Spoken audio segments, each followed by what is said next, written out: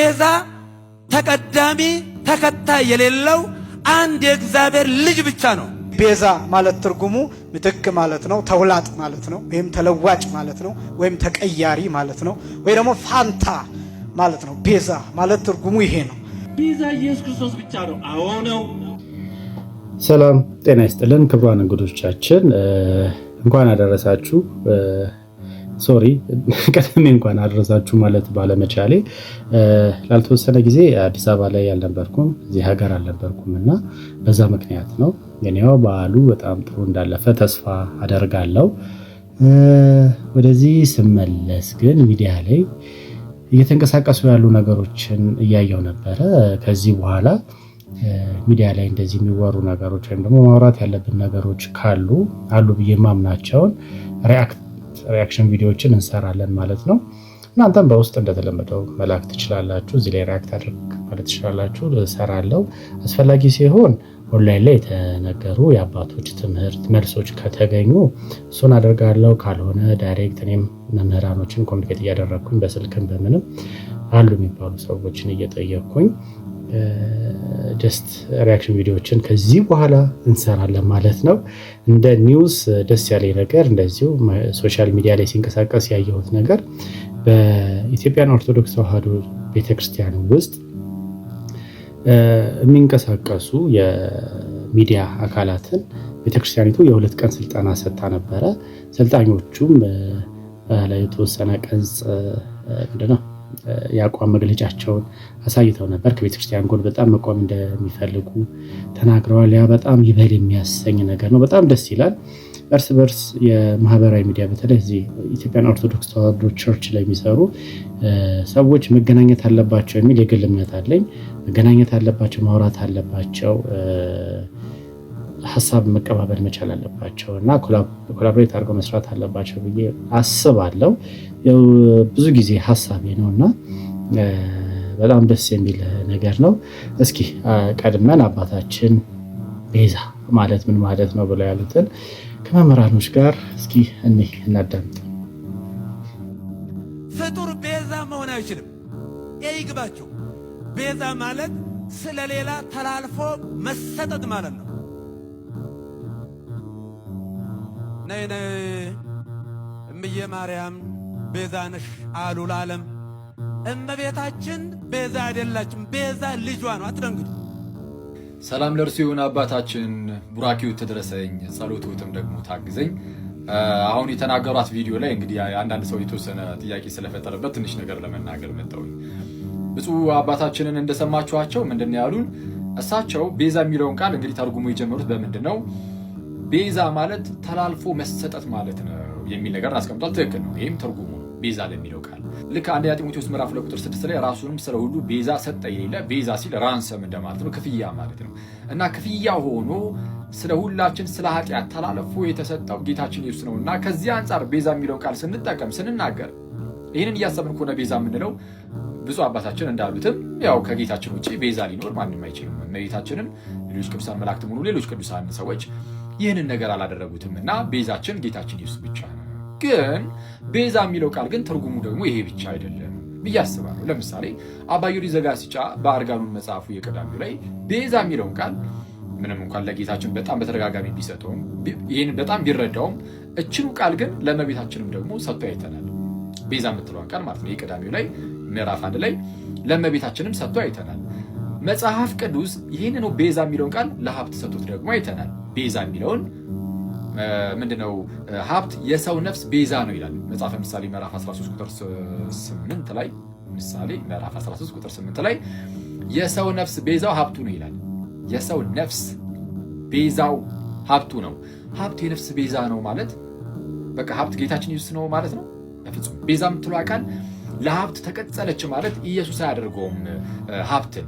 ልክ እንደዚህ ሁሉ ለእመቤታችን ቤዛ የሚለው ቃል ስለተቀጸለ እመቤታችንን ኢየሱስ አያደርጋትም። which means ቤዛ የምትለው ቃል ነሰሰሪ ለኢየሱስ ብቻ የምትሰጥ ሳይሆን እንደ አገባቡ እንደ መጽሐፍ ቅዱስም እንዳሳየን ሊሰጥ ይችላል። ግን ከምን አንጻር ተናገሩት የሚለው ግን መታየት አለበት።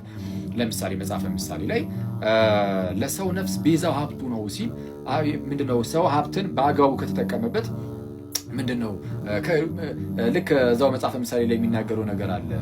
ለድሃ ቸርነትን የሚያደርግ ይላል፣ ሚኒንግ የሚለግስ ለድሃ የሚሰጥ ለእግዚአብሔር ያበድራል ይላል። ለማን ያበድራል? ለእግዚአብሔር። ለድሃ ስትሰጥ ለእግዚአብሔር እያበደርክ ነው። ለእግዚአብሔር ካበደርክ ደግሞ ለእግዚአብሔር አበድረው አስበው፣ እግዚአብሔር ደግሞ ምን ያደርጋል? ይከፍላል። እዛው ጋር እርሱ ራሱ ደግሞ መልሶ ይከፍሏል ይላል እግዚአብሔር ማለት ነው። እግዚአብሔር ደግሞ ይከፍልሃል፣ ክፍያህን ከእግዚአብሔር ታገኛለህና ሀብት ያለው ሰው በሀብቱ እንደዚህ ማለት with good intention በደንብ በፍቅር ተሞልቶ ድሃን እንደዚህ የሚረዳ ቢኖር ለድሃ እጁን የሚዘረጋ ቢኖር ለእግዚአብሔር እያበደረ ነውና እግዚአብሔር ደግሞ ለዛ ሰው ይከፍለዋልና ከዛ አንፃር እንዲህ ተብሎ ሊነገር ይችላል። ምንም እንኳን አንዳንዴ ደግሞ ሀብት መጥፊያ ቢሆንም ልክ እንደዚህ ደግሞ ለእግዚአብሔር ማበደር አይነት ጉዳይ ውስጥ ደግሞ ሊገባ ይችላል። ግን በፍቅር ሲሆን ማለት ነው የሚሰራው። ከዚህ አንፃር ለምሳሌ መጽሐፍ ቅዱስ በቃ ቤዛ ብሎ ጠራው ሀብትን። ስለዛ ቃላቱን ስንጠቀም ከምን አንፃር ተጠቀም ነው እመቤታችን እንደው በጸሎት ከማገዙ አንፃር ምናምን እንዲህ ተብሎ ቢነገር ወይም በሌላም ምክንያቶችም በምን ምክንያት ቃሉን ተጠቀም ነው የሚለው እሱን ማሰቡ ጥሩ ይመስለኛል። የተወሰነ እንትን እንዳይል ማለት ነው። ግን ያው ብፁዕነታቸውም ብፁዕ አባታችንም ካሉት ትርጉም አንፃር ትክክል ነው። ያው ጌታችን ብቻ ነው የሚለው ከዛ ትርጉም አንፃር ሲሆን እናችን የተወሰነ ረዳት በሚለው ነው። ያው ካጠፋው ይቀርታል። እውነት ለመናገር ልጅ እያለን ጀምሮ እንግዲህ ቤዛዊተ ኩሉ እንላታለን፣ ቤዛዊተ ዓለም እንላታለን እና እመቤታችንን አንዳንዴ ስግብግብ ሲሆን ነው እመቤቴ የምለውና ማለት በጣም ብዙ ነገር የተደረገልኝ ነኝ እኔ በነገራችን ላይ በእመቤታችንና በእመቤታችን ጉዳይ ላይ ትንሽ ሲሪየስ የሆነ አቋም ካላቸው ሰዎች መካከል ነኝ። ግን ቤዛዊተ ዓለም አትባልም ኮምጨጭ የሚል ቃል ነውና የሆነ ለማላመጥ ከበድ ይላል። አሁን አንዳንዴ እንደው ልክም ባይሆን ለቅዱሳን የምንሰጣቸው ክብሮች ሊኖሩ ይችላሉ። ወይም ደግሞ ለቅዱሳን የሚሰጥ ክብር አለ። አንዴ ከተሰጠ በኋላ በቃ አለቀ። ያ ነገር ለቅዱሱ ነው። የሆነ ቃል ኪዳን ለከሌ ተገብቷል ብለን ካመንን በቃ ያ ቃል ኪዳን የሱ ነው ብለን ነው የምናስበው እንደ ክርስቲያን እና እመቤታችን ላይ ሲሆን that's our the most sensitive part ነችና ደው ባይነካኳት እሷን ፓርት ባይነኩብን ባይነኝ። ምክንያቱም የተጠቀምነው እኛ ነን፣ የምናውቃት እኛ ነን፣ የበላነው የጠጣነው ብዙ ህይወታችን የተለወጠው የኛ ነው እና ኪዳነ ምሕረትን እመቤታችንን ባይነኩ ባይነኝ። እስኪ ደስ የሚለው አንጀት የሚያርስ መልሶች ነው እያዳመጥን ያለ ነው። እንቀጥል። እርግጥ ነው በደሙ በተደረገ ቤዛነት ያዳነን አምላካችን ኢየሱስ ክርስቶስ ነው። ድንግል ማርያም ግን ለእኛ መዳን ምን ያህል አስፈላጊ ነበረች? እዚህ ላይ ነው የእመቤታችን በእኛ መዳን ውስጥ ድርሻ አላት የምንለው። መቼ እንደተጸነሰ ሰዎች ይረሱታል። እግዚአብሔር አምላክ ሰው የሆነው መቼ ነው? ገብርኤል መጥቶ ትጸንሻለሽ፣ ደስ ይበልሽ፣ ጸጋ የሞላብሽ ሆይ ሲላት ጸንሳለች? አልጸነሰችም? አልጸነሰችም። ወንድ ልጅ ትወልጃለች ሲላትስ ተጸንሷል? አልተጸነሰም። ዘመድሽ ኤልሳቤጥ ከጸነሰች ስንት ወር ሆናት? 6 ወር ሲል ተጸንሷል? ምንድነው የሚጠብቀው እግዚአብሔር ለመጸነስ? እነሆኝ የጌታ ባሪያ እንደ ቃልህ። ልክ ይህንን አረፍተ ነገር ተናግራ ስትፈጽም እግዚአብሔር ከሰማይ ወርዶ በእኛ መካከል ተገለጠ። የሁላችን ድህነት በድንግል ማርያም ማህፀን ውስጥ የዚያን ጊዜ ተጀመረ። ልብ አድርጉ ምእመናን፣ እመቤታችን እነሆኝ የጌታ ባሪያ እንደ ቃል ይሁንልኝ የሚለውን ቃል ሳትናገር ለአንድ ሰዓት ዝም ብትል ኖሮ የሁላችንም ድህነት ለአንድ ሰዓት ይዘገይ ነበር። የኛ መዳን የሚጀምረው ይሁንልኝ ብላ እሷ ስትቀበል ነው። ቤዛ ማለት ትርጉሙ ምትክ ማለት ነው፣ ተውላጥ ማለት ነው፣ ወይም ተለዋጭ ማለት ነው፣ ወይም ተቀያሪ ማለት ነው፣ ወይ ደግሞ ፋንታ ማለት ነው። ቤዛ ማለት ትርጉሙ ይሄ ነው። ይሄ ቤዛ የሚለው አተረጓጎም በጣም ብዙ አለው። በእኛ ቤተክርስቲያን ለምሳሌ እመቤታችን ቅድስት ድንግል ማርያምን ቤዛ ብለን እንጠራታለን። በአንዳንድ ዝማሬዎቻችን ቤዛዊተ ኩሉ ዓለም፣ ቤዛዊተ ዓለም እያልን እንጠራታለን። የዓለም ሁሉ ቤዛ፣ ዓለም ቤዛ እየሆን እያልን እንጠራታለን። ግን ይህ አጠራር የእመቤታችን የቅድስት ድንግል ማርያም ቤዛነት ከክርስቶስ ቤዛነት ጋር እኩል ይሆናል የሚል ትምህርት አይደለም። ነገር ግን ቤዛ የሚለው አጠራሩ አንጻራዊ ነው። ያ ማለት ይሄ ቤዛ የሚለው ቃል ከትንሽ ይጀምርና እያደገ ሄዶ ፍጻሜው ግን ክርስቶስ ይሆናል። ያ ማለት የክርስቶስን ቤዛነት በዓለም ላይ በየትም ቢሆን የሚወዳደር ምንም የለም። የመላእክትም ተራዳኢነት፣ የመላእክትም ምልጃ፣ የቅዱሳን ተራዳኢነት፣ የቅዱሳን ምልጃ፣ የእመቤታችን እናትነት፣ የእመቤታችን አማላጅነት፣ እነዚህ ሁሉ የክርስቶስን ቤዛነት የሚተኩ አይደሉም። ይህን ነው በደንብ ማወቅ ያለባቸው። አሁን እመቤታችን ለምሳሌ ቤዛ ተብላ ስትጠራ እንደ መጠኗ እንደ አምላክነት እንደ አምላክ እናትነቷ አምላክን እንደወለደች ሴት ልክ እንደዛ በዛ ልክ ቤዛ ተብላ ትጠራለች፣ ቤዛዊት ተብላ ትጠራለች እንጂ እንደ ክርስቶስ ማለት አይደለም። እየሰማችሁ ነው። የእመቤታችን ቤዛነት ከክርስቶስ ቤዛነት ጋር እኩል ነው የሚል የቤተ ክርስቲያን ትምህርት የለም። ይህንን ማወቅ ያስፈልጋል። ታዲያ ለምንድን ነው እመቤታችንን ቤዛ ምንላት? እንዴት ነው ቢባል ቤዛ የምትባል እመቤታችን ብቻ አይደለችም። ለምሳሌ በሊቃውንቱ አጠራር ጫማ ቤዛ ተብሎ ይጠራል። ጥላ ቤዛ ተብሎ ይጠራል። ቤት ጥላ ተብሎ ይጠራል፣ ቤዛ ተብሎ ይጠራል። ጥላ ዛፍ ቤዛ ተብሎ ይጠራል። ለምንድን ነው ቤዛ የሚባለው ቢባል አንድ ሰው ጫማ አድርጎ ሲሄድ እሾህ ይወጋዋል። ግን የሚወጋው እግሩን ሳይሆን ጫማውን ነው። አሁን ይሄ ሰውዬ እሾሁ ሲወጋው ጫማው ባይኖር ኖሮ እሾሁ ምኑን ይወጋው ነበር? እግሩን ይወጋው ነበር። ስለዚህ ምኑ ተከላክሎለታል ማለት ነው? ጫማው ተከላክሎለታል። እና ይሄ ቤዛ ይባላል። ያ ማለት ስለ እግሩ ፋንታ ጫማው ተወግቷል። እንቅፋት ቢመታው ድንጋይ ቢመታው ድንጋዩ የእግሩን ጣት አያገኘው። ምክንያቱም ጠንካራ ጫማ አለ። ስለዚህ ጫማውን ነው የሚመታው። ስለዚህ ሰውየው አያመው እንዳያመው እሾህ እንዳይወጋው እንቅፋት እንዳይመታው ቃጠሎ የአስፋልቱ ቃጠሎ የመንገዱ ቃጠሎ እንዳያቃጥለው ጫማ ያደርጋል። ስለዚህ ያ ጫማ ለዘላለም አይደለም ለዘለቄታ አይደለም እንጂ ለጊዜው ግን ለእግሩ ቤዛ ነው። ስለዚህ ቤዛ የሚለው ይሄን ትርጉም ጭምር የያዘ ነው። ለምሳሌ ጥላ ትይዛላችሁ። ዝናብ ሊሆን ይችላል፣ ፀሐይ ሊሆን ይችላል። ሁለቱንም ለመከላከል ጥላ ትይዛላችሁ እናቶቻችን፣ እህቶቻችን። መጀመሪያ ጥላ የምትይዙበት ምክንያት የፀሐዩ ዋዕይ ጥላው ላይ ያርፋን። ጥላው ለእናንተ የፀሐዩን ዋዕይ ወይም ቃጠሎ ይከላከልላቸዋል። ስለዚህ በዚያች ሰዓት በዚያች ቅጽበት ጥላው ቤዛ ተብሎ ይጠራል። ቤት ውስጥ ሆነን ከብርድ እናርፍበታለን፣ ከዋዕይ ከቃጠሎ እናርፍበታለን። በዚህ ምክንያት ቤዛ ሊባል ይችላል። ዛፍ እንጠለልበታለን፣ ከፀሐይ ቃጠሎ እንድንበታለን። ለጊዜው ቤዛ ተብሎ ይጠራል። ስለዚህ አያችሁ ቤዛ አንጻራዊ ነው ትርጉሙ እንጂ ቤዛ የሚለው አተረጓጎም በቀጥታ ክርስቶስን ብቻ የሚመለከት አይደለም። በመጠኑ ከትንሹ ጀምሮ እያደገ ይሄዳል። ከዛ ደግሞ ሰው ለሰው ቤዛ የሚሆንበት ጊዜ አለ። ወንድም ለወንድሙ ቤዛ የሚሆንበት፣ እናት ለልጇ ቤዛ የምትሆንበት፣ ልጅ ለእናቱ ቤዛ የሚሆንበት፣ ወንድም ባል ለሚስቱ ቤዛ የሚሆንበት፣ ሚስት ለባሏ ቤዛ የምትሆንበት እንዲህ አይነት ምንድን ነው? ምን ማለት ነው ቢባል አንዱ ለአንዱ የሚያልፍበት ማለት ነው። ለምሳሌ አንድ እዚህ የሚፈነዳ ፈንጂ ነገር ቦምብ ነገር ቢኖር እኔ ልረግጠው ብል እናቴ ትመጣና ልጄማ አይሞትም ብላ እኔን ገፍታ እሷ ትቆምበታለች። ስለዚህ ስለ እኔ ፋንታ እሷ ታልፋለች ማለት ነው። ይሄ ቤዛነት ይባላል።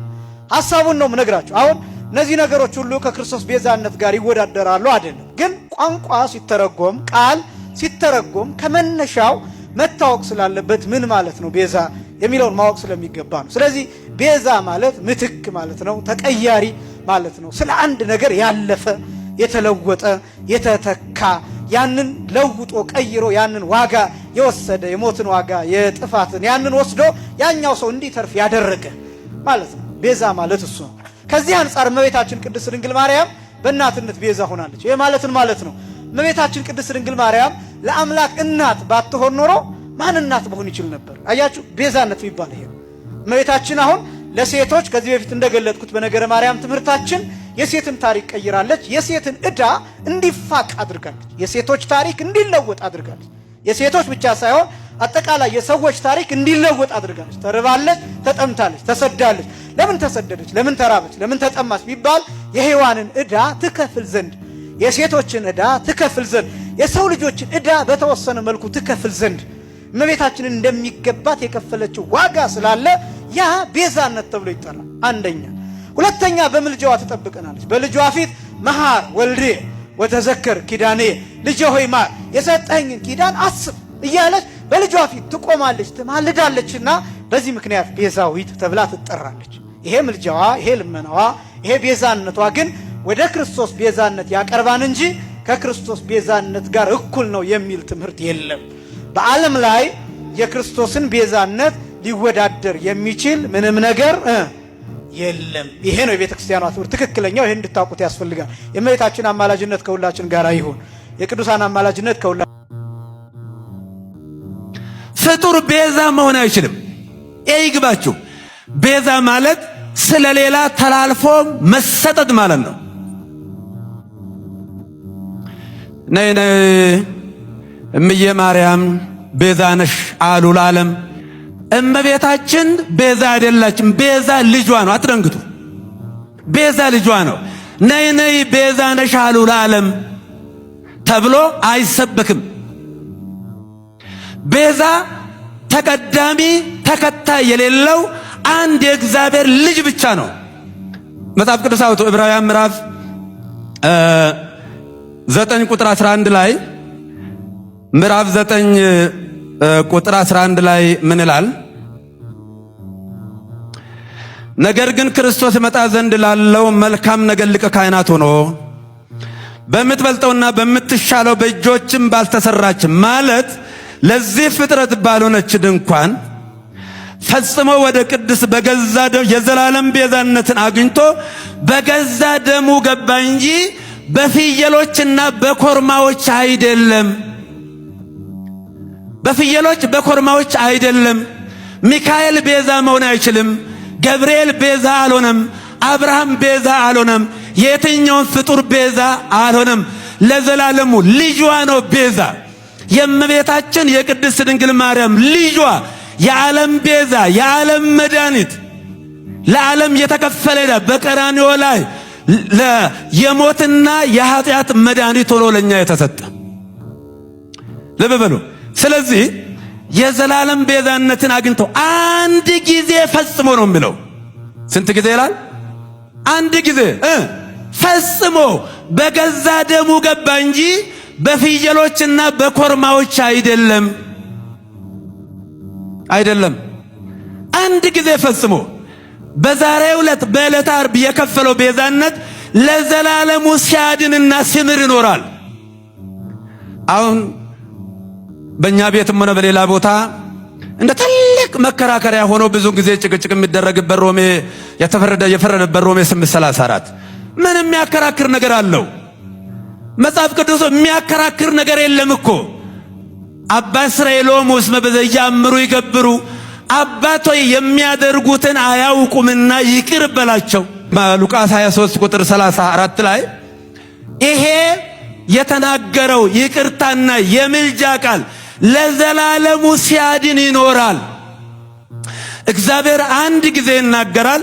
የተናገረው ቃል ለዘላለሙ ይሰራል። ቤዛ ኢየሱስ ክርስቶስ ብቻ ነው። አዎ ነው። ግን ቤዛ የሚለው ቃል ለማርያም ለሌሎች መጠቀም የለበትም፣ መዋል የለበትም። ይሄ ማለት ይላል ድንግል ማርያም ቤዛ ከተባለች ሌላ ማንም ቤዛ ከተባለ የኢየሱስን ቤዛነት መሻማት ነው፣ መጋራት ነው፣ ፖሊቴይዝም ነው፣ አምልኮ ባዕድ ነው፣ አምልኮ ጣዖት ነው ይላሉ። ነው ወይ? ግን መጽሐፍ ቅዱስ ምን ይላል? ኦሪት ዘጸአት ምዕራፍ 30 ቁጥር 12 እና 16 ላይ እንዲህ ይላል፣ አንተ የእስራኤል ልጆች ቁጥር ተቀብለህ በቆጠርካቸው ጊዜ መቅሰፍት እንዳይሆንባቸው በቆጠርካቸው ጊዜ ከነሱ ሰው ሁሉ እንደ ቁጥራቸው መጠን የነፍሱን ቤዛ ለእግዚአብሔር ይስጥ፣ የማስተስሪያውንም ገንዘብ ለነፍሳችሁ ቤዛ እንዲሆን ለእስራኤል ልጆች መታሰቢያ ይሁን።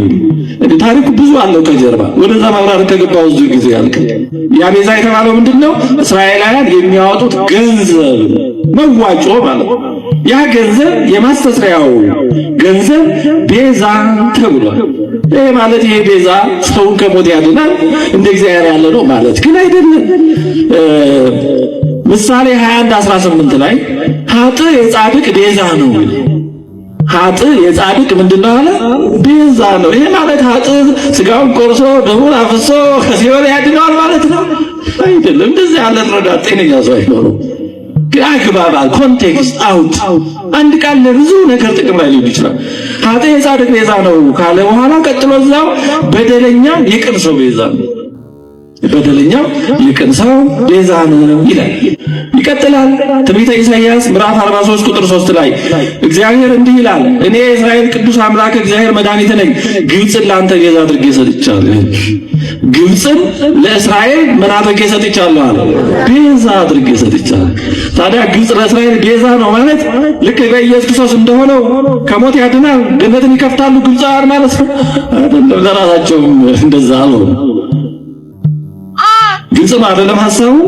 ስለዚህ አንድ ቃል በተለያየ አግባብ ለብዙ ነገር ጥቅም ላይ ሊውል ይችላል። ይሄ ቃል ለዚህ ብቻ ነው እያርገ ወይ እየወረደ አይነት ከከፍ ዝቅ የለውም አይባልም። መጽሐፍ ቅዱስ እንደዛ ነው የሚያሳየው። ብዙ ይሄን የመሰላሉ የሐዋርያት ሥራ 7:35 ላይ ሙሴን ለእስራኤል እግዚአብሔር ሹምና ቤዛ አድርጎ ላከው ይላል። ሙሴን ለእስራኤል ሹምና ቤዛ አድርጎ ላከው። ማንን ነው የላከው? ሙሴን። ላኪው እግዚአብሔር ነው፣ ተላኪው ሙሴ ነው። ወደ ማን ነው የላከው? ወደ ወገኖች ወደ እስራኤል። ምን አድርጎ ላከው አለ? ሹምና ቤዛ። ቅዱስ እስጢፋኖስ ነው ያንን የብሉይን ታሪክ ተርኮ ሲነግራቸው ሹምና ቤዛ አድርጎ ላከው። ታዲያ ሙሴ ለወገኖቹ ቤዛ ከነበረ ሌላ ቤዛ ያስፈልግም ማለት ነው። ሙሴ ክርስቶስን ቤዛነት ይሻማል ማለት ነው። በጭራሽ እንዲህ ያለ አረዳድ ነው። ግን ቤዛ የሚለው ቃል ለማርያም ለሌሎች መጠቀም የለበትም፣ መዋል የለበትም። ይሄ ማለት ይላል ድንግል ማርያም ቤዛ ከተባለች ሌላ ማንም ቤዛ ከተባለ የኢየሱስን ቤዛነት መሻማት ነው፣ መጋራት ነው፣ ፖሊቴይዝም ነው፣ አምልኮ ባዕድ ነው፣ አምልኮ ጣዖት ነው ይላሉ። ነው ወይ? ግን መጽሐፍ ቅዱስ ምን ይላል? ኦሪት ዘጸአት ምዕራፍ 30 ቁጥር 12 እና 16 ላይ እንዲህ ይላል፣ አንተ የእስራኤል ልጆች ቁጥር ተቀብለህ በቆጠርካቸው ጊዜ መቅሰፍት እንዳይሆንባቸው በቆጠርካቸው ጊዜ ከነሱ ሰው ሁሉ እንደ ቁጥራቸው መጠን የነፍሱን ቤዛ ለእግዚአብሔር ይስጥ፣ የማስተስሪያውንም ገንዘብ ለነፍሳችሁ ቤዛ እንዲሆን ለእስራኤል ልጆች መታሰቢያ ይሁን ይል። እንግዲህ ታሪኩ ብዙ አለው ከጀርባ፣ ወደዛ ማብራራት ከገባው ብዙ ጊዜ ያልቃል። ባጭሩ ግን ተቆጥረው ሁሉም አገልጋይ ስለማይሆኑ የተወሰኑት ሌዋውያን በበኩራቱና በተቆጠረው ፋንታ እንዲሆኑ ከሌዋውያኑ የተረፈውን ደግሞ እስራኤላውያን የማስተስሪያ ገንዘብ እንዲሰጡና ያ የማስተስሪያ ገንዘብ ለደብተራ ኦሪቱ አገልግሎት የሚሰጡት ቤዛ ተብሏል። ምን ተባለ? ቤዛ። ያ ቤዛ የተባለው ምንድነው? እስራኤላውያን የሚያወጡት ገንዘብ ነው፣ መዋጮ ማለት ነው። ያ ገንዘብ የማስተስሪያው ገንዘብ ቤዛ ተብሏል። ይሄ ማለት ይሄ ቤዛ ሰውን ከሞት ያድናል እንደ እግዚአብሔር ያለ ነው ማለት ግን አይደለም። ምሳሌ 21:18 ላይ ኃጥእ የጻድቅ ቤዛ ነው ይላል። ኃጥእ የጻድቅ ምንድነው አለ? ቤዛ ነው። ይሄ ማለት ኃጥእ ስጋውን ቆርሶ ደሙን አፍሶ ከሲኦል ያድነዋል ማለት ነው አይደለም። እንደዚህ ያለ ረዳት ጤነኛ ሰው አይኖርም።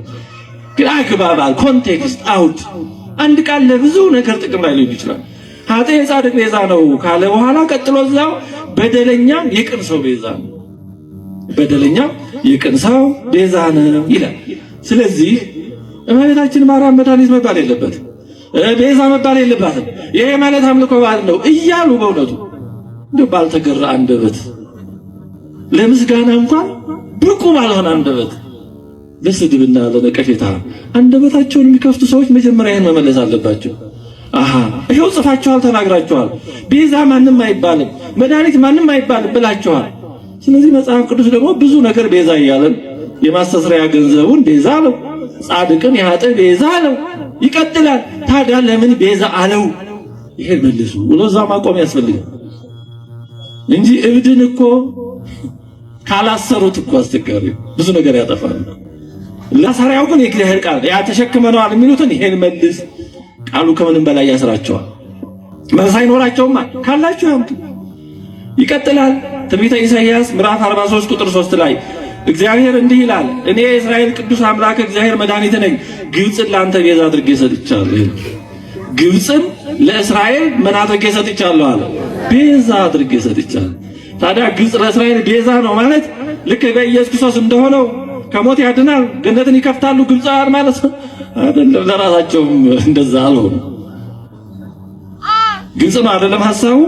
ስለዚህ አንድ ቃል በተለያየ አግባብ ለብዙ ነገር ጥቅም ላይ ሊውል ይችላል። ይሄ ቃል ለዚህ ብቻ ነው እያርግ ወይ እየወረደ አይነት ከከፍ ዝቅ የለውም አይባልም። መጽሐፍ ቅዱስ እንደዛ ነው የሚያሳየው። ብዙ ይሄን የመሰላሉ የሐዋርያት ሥራ 7:35 ላይ ሙሴን ለእስራኤል እግዚአብሔር ሹምና ቤዛ አድርጎ ላከው ይላል። ሙሴን ለእስራኤል ሹምና ቤዛ አድርጎ ላከው። ማንን ነው የላከው? ሙሴን። ላኪው እግዚአብሔር ነው፣ ተላኪው ሙሴ ነው። ወደ ማን ነው የላከው? ወደ ወገኖች፣ ወደ እስራኤል። ምን አድርጎ ላከው አለ? ሹምና ቤዛ። ቅዱስ እስጢፋኖስ ነው ያንን የብሉይን ታሪክ ተርኮ ሲነግራቸው ሹምና ቤዛ አድርጎ ላከው። ታዲያ ሙሴ ለወገኖቹ ቤዛ ከነበረ ሌላ ቤዛ አያስፈልግም ማለት ነው? ሙሴ የክርስቶስን ቤዛነት ይሻማል ማለት ነው? በጭራሽ እንዲህ ያለ አረዳድ አይደለም። እነዚህ ሰዎች የሚሉት ለመጽሐፍ ቅዱስ ባዕድ ነው። አዋልድ በየት ታልፎ መጽሐፍ ቅዱሱ እንቀበለዋለን የሚሉት ሳይገባቸው እንዴት ብሎ። ስለዚህ ሙሴ ሹምና ቤዛ ተብሏል። ይህን የመሰለ በጣም በእውነቱ ብዙ አለ። ስለዚህ ኃጥእ ቤዛ ተብሏል። የማስተስሪያ ገንዘብ ቤዛ ተብሏል። ሙሴ ቤዛ ተብሏል። ግብፃውያን የእስራኤል ቤዛ ተብለዋል። ይሄ ሁሉ ቤዛ የተባለው ታዲያ ከኢየሱስ ብቸኛ ቤዛነት ጋር እንዴት ይስማማል? መጽሐፍ ቅዱስ ነው ኢየሱስ ቤዛ ነው ይላል። አዎ እውነት ነው። እነዚህ ደግሞ ቤዛዎች ናቸው ይላል። ሙሴን ቤዛ ይለዋል። እስቲ አስታርቁልን ብላችሁ ጠይቋቸው። ይሄ መጀመሪያ ይሄን ይረዱ። እንዴት ብሎ ይሆናል? እንዴት ብሎ ይሆናል? እውነት ሰው እቀበላለሁ የሚለው ሳይገባው በጣም ያሳዝነው እኮ በጣም በእውነቱ እጅግ በጣም ያሳዝናል። ንጽሕት ድንግል ማርያምን ቤዛዊተ ዓለም አትባልም ማለት ይሄ በጣም ነውርም በጣም ትልቅ ምንፍቅና ነው። በጣም ስተት ይሄ ነውር ነው፣ ምንፍቅና ነው እያለ የሚገልጸው ይሄኛውን ቪዲዮ ነው። ይሄን ቪዲዮ ተሰሙትና በኋላ ላይ ሐሳብ እንሰጥበታለን። ፍጡር ቤዛ መሆን አይችልም። ይግባችሁ። ቤዛ ማለት ስለሌላ ተላልፎ መሰጠት ማለት ነው። ነይ እምዬ ማርያም ቤዛ ነሽ አሉ ለዓለም። እመቤታችን ቤዛ አይደላችም። ቤዛ ልጇ ነው። አትደንግጡ። አስቀድሞ አባታችን በረከቱ ይድረሰን አንድ ነገር ተሳስተዋል ብዬ አምናለሁ። እሱ ምንድነው? ለድንግል ማርያም ቤዛዊተ ዓለም የሚለው ሲነገር ክርስቶስ ሞቶልን እርሱን ማለት ክፍያ ሆኖ ወዳችንን ተሸክሞ እርሱን ቤዛ በምንለው ልክ ያልን አስመስሎ አይደለም ኢየሱስ ብቻ ነው ቤዛ፣ ድንግል ማርያም ቤዛ አይደለችም የሚለው አገላለጽ ትክክል ነው ብዬ አላምነው። ምናልባት ሰው ነኝ ልሳሳት እችላለሁ። ብዙ አባታችን በኋላ ላይ የሚሰጡት ማብራሪያ ይኖር ይሆናል። ያኔ አይተን እኔ መታረም ካለብኝ እታረማለሁ። እስከማውቀው ግን ቤተክርስቲያን ስታስተምር ድንግል ማርያም ስለሞተችልን ነው ቤዛ ያልኳት ሳይሆን ያለችኝ ቤተክርስቲያን የሔዋን ምትክ በመሆኗ ሔዋን የሰይጣኑን ድምጽ ሰምታ ለዓለም ሞትን ስታመጣ ድንግል ማርያም ግን የመልአኩን ድምጽ ሰምታ ይሁንልኝ ብላ የእምነት ሰው የሆነች የትህትና እናት የሆነች ድንግል ማርያም ዳግማዊት ሔዋን በመሆኗ ቤዛ እንደተባለች ነው ቤተክርስቲያን ያስተማረችና ከዚህ አንፃር ቃላቱን ስንጠቀም ለምን ዓላማ ተጠቀምን የሚለው ማብራራት አስፈላጊ ስለሆነ ይህን ማስቀደም ቢቻል ተገቢ ነበረ ብዬ አስባለሁ። ለክርስቶስ የተነገረውን ራሱን አብራርቶ ሲያልቅ ድንግል ማርያም ግን ከዚህ አንፃር ቤዛ አትባልም ከሆነ አዎ በመሞት ቤዛ አትባልም። ቤዛ የምትባለው እሷ በምንድነው? እንዳልኳችሁ ዳግማዊት ሔዋን በመሆኗ ነው። ይሄን ለያይቶ ማስረዳት ነገሮችን ያጠራል ብዬ አስባለሁና ብዙ አባታችን ይሄን ነገር አስበውበታል የሚል ጥያቄ አለ። ወደ ዮባ ወንድማችን ስንመጣ መናፍቅ ምንፍቅና ለማለት አልቸኮልክም ወይ? ነውር ነው ለማለት አልቸኮልክም ወይ? ማለት ሐሳቡ ትክክል አይደለም ብሎ ሐሳቡን ማብራራት እኮ ተገቢ ነው። ኃይለ ቃል ለመጠቀም ግን እንደምታዩት በኮሜንትም ጭምር ፓስተር ምናምን እስከማለት ተደርሷልና ተገቢ ሆኖ ነው ወይ በዚህ ፍጥነት በዚህ መልኩ ልትገልጻቸው የምትችለውና ተገቢ አልመሰለኝም። ከዚህ በፊትም በነበሩ ነገሮች ላይ መናፍቅ ለማለት ትቸኩላላችሁና መጠንቀቅ ተገቢ ነው። የብዙ አባታችንን መልስ ግን እንጠብቃለን። ትክክል አይደለም ብለን ያሰብነውን እንደ ልጅ ተናግረናል፣ ሐሳብ አንሸራሽረናል። አባታችን ደግሞ የራሳቸውን ማብራሪያ ቢሰጡ ተገቢ ነው። ቤተክርስቲያን እንደ መጨረሻ ግን ከዚህ አንፃር ብላ እንደ መልስ እንደምትሰጥበት ተስፋ አድርጋለሁ። ሰላም ክርስቶስ ይብዛል። በመጨረሻም ለጠቅላይ ቤተ ክህነት የገባ ምንም አይነት ደብዳቤ የለም ይለናል የኢትዮጵያ ኦርቶዶክስ ተዋሕዶ ቤተክርስቲያን መገናኛ ብዙሃን አገልግሎት ስርጭት ድርጅት። ድርጅቱ በማህበራዊ ሚዲያ በጠቀሰው ዜና ላይ በአንዳንድ ማህበራዊ ሚዲያዎች እፎይ የተባለ የማህበራዊ ሚዲያ አንቂ ለብፁዕ አቡነ አብርሃም የገባው ደብዳቤ አመራር እንዳይሰጥበትና ቋሚ ሲኖዶስ ውሳኔ እንዳይሰጥበት ተደርጓል። ይህም የሆነው ደግሞ በብፁዕ አቡነ አብርሃም ቀጥተኛ ትዕዛዝ እንደሆነ ተደርጎ በስፋት የሚሰራጭ ዜና መኖሩን ብዙዎቻችንን እያደናገረ መሆኑ ይታወቃል።